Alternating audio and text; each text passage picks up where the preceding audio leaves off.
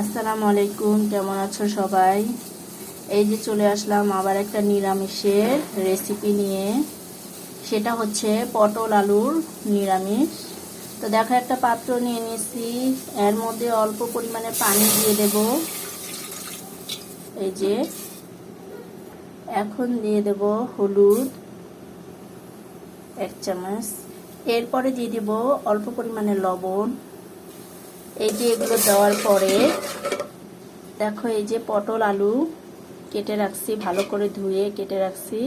তো এইগুলো এখন এর মধ্যে দিয়ে দেব সেদ্ধ হওয়ার জন্য।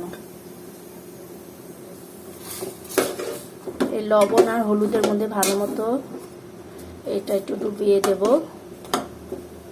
তো এইগুলো সেদ্ধ হওয়ার অপেক্ষায় রেখে দেব। এই তো আরেকটা কড়াই নিয়ে নিলাম, এর মধ্যে 2টো শুকনো মরিচ দিয়ে দেব। ওখানে পটল সেদ্ধ হচ্ছে, তো শুকনো মরিচটা আমি ভেজে নেব।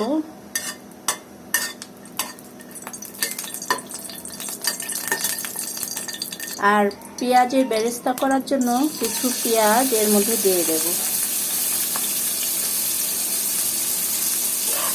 দিয়ে এটা একটু বেরেস্তা করার জন্য তেলের মধ্যে ভাজতে হবে। এই তো আমার পেঁয়াজের বেরেস্তাটা হয়ে গেল। এখন আমি এগুলো উঠায় নেব।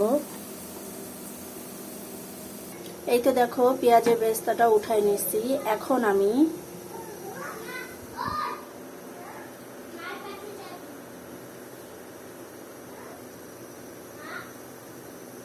এখন আমি এই যে কিছু পেঁয়াজ আর একটা তেজপাতা দিয়ে দেব।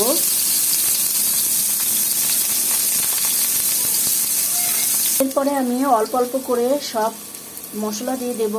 দেব লবণ, দেব হলুদ অল্প পরিমাণে, এরপরে দেব মরিচ সামান্য, এরপরে দিয়ে দেব একটু আদা রসুনের পেস্ট দিয়ে সব একসাথে কষায় নেব।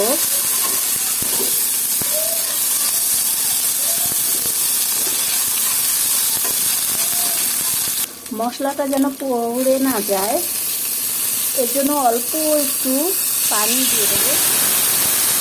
এখন দিয়ে দেবো এই দেখো সেদ্ধ করা পটলগুলো, পটল আলু দিয়ে এগুলো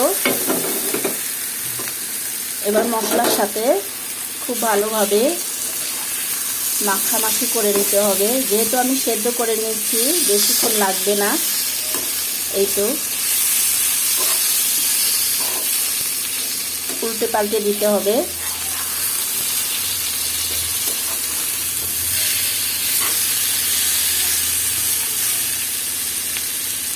এখন দিয়ে দেবো কিছু কাঁচামরিচ,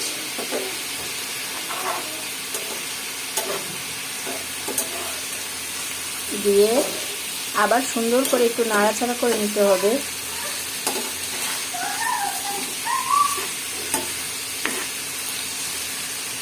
এরপরে দেখো, এই যে পেঁয়াজের বেরেস্তাটা খুব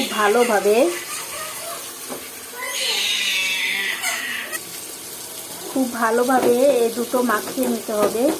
নিয়ে কি করবো, এর মধ্যে দিয়ে দেব।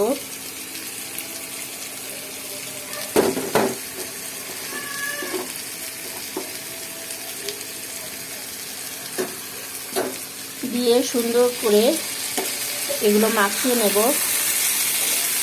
এর সাথে মিক্স করে নেব। আলহামদুলিল্লাহ, তৈরি হয়ে গেল আমার পটল আলুর নিরামিষ রেসিপি। তো এমন করে বাসায় তৈরি করে খেয়ে দেখবে, খারাপ লাগবে না। তো আজকে এতটুকুই। সুস্থ থাকবে, ভালো থাকবে। আসসালামু আলাইকুম।